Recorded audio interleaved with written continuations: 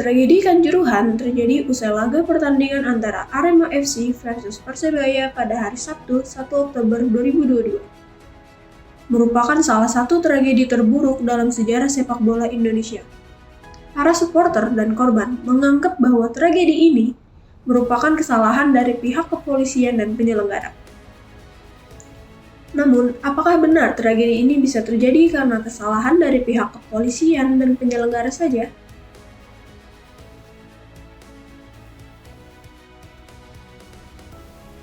Masyarakat Indonesia langsung juga meminta saya untuk segera secepatnya, tidak boleh lebih dari 24 jam ke depan untuk mengadakan rakor lintas kementerian dan lembaga serta organisasi terkait untuk mengambil langkah-langkah. Satu, melakukan penelitian jika kemungkinan ada pelanggaran hukum atau tindak pidana di dalam peristiwa itu. Yang kedua, melakukan rehabilitasi dan penyantunan terhadap korban dan keluarga korban yang sekarang sedang dalam perawatan maupun yang dikuburkan karena meninggal.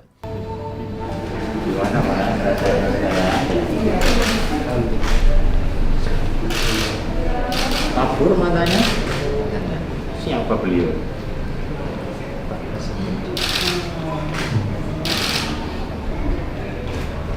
Cepat sehat, ya. Oh, minta salaman. Saya menyampaikan duka cita yang mendalam atas meninggalnya 129 orang saudara-saudara kita dalam tragedi sepak bola di Kanjuruhan, Malang, Jawa Timur. Saya telah meminta Menteri Kesehatan dan Gubernur Jawa Timur untuk memonitor khusus pelayanan medis bagi korban yang sedang dirawat di rumah sakit agar mendapatkan pelayanan terbaik.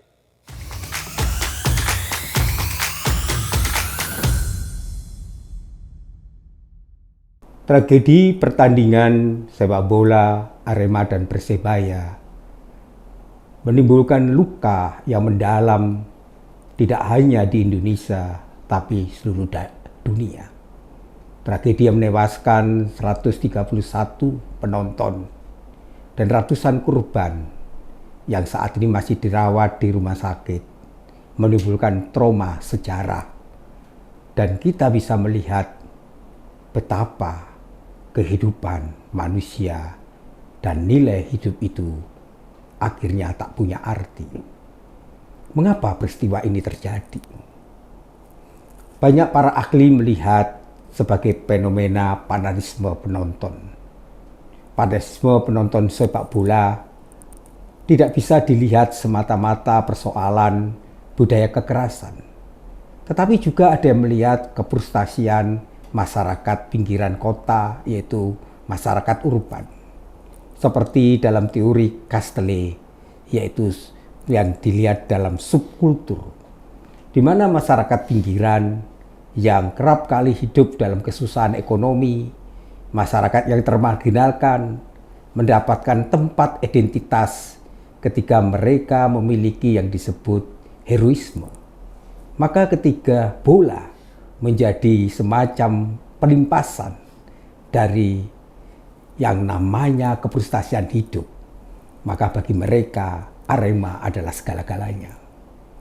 Peristiwa kekalahan Arema yang tidak bisa diterima oleh para penonton Arema adalah bentuk dari manifestasi masyarakat yang disebut grup, yaitu kerumunan. Ketika masyarakat berkerumun, anonim, maka disitulah kekerasan mudah dipicu. Tapi persoalannya bukan hanya persoalan mengenai ketidakpuasan penonton atas kekalahan Arema terhadap Persebaya, tetapi persoalan terbesar adalah penyelenggara, dalam arti kepanitia penyelenggara sepak bola Arema yang tidak profesional karena penyelenggara tidak menaati peraturan. Harusnya penyelenggara menaati aturan main.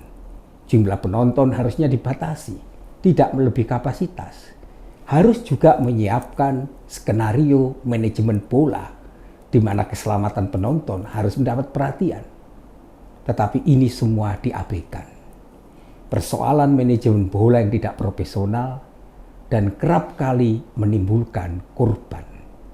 Persoalan ini harusnya dibenahi tata kelola manajemen bola. Tetapi yang lebih penting dari tata kelola bola adalah bagaimana kita mampu memiliki sportivitas. Bermain bola adalah sportif. Jiwa sportif harus ditanamkan sejak dini bahwa olahraga adalah kegembiraan. Kalah menang adalah hal yang biasa. Maka banalisme, kekerasan dalam pertandingan apapun olahraga tidak dibenarkan. Maka harus mampu dikendalikan nafsu-nafsu liar. Untuk mengendalikan itu dibuatlah aturan main. Bagaimana aturan main digunakan? Yaitu harus ada kesadaran kolektif antara supporter, manajemen, pengolahan, dan juga regulasi. Disinilah kita harus membenahi. Yang harus dibenahi apa? Manajemen bolanya, manajemen tata kelola stadionnya, tetapi yang dibenahi adalah manajemen pengamanan. Kita juga menyayangkan mengapa polisi harus menggunakan gas air mata untuk menghalau para supporter itu.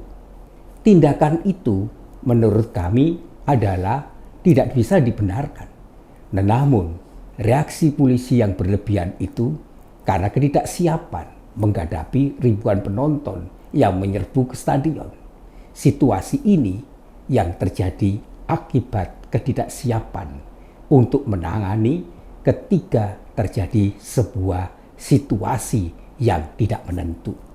Belajar dari peristiwa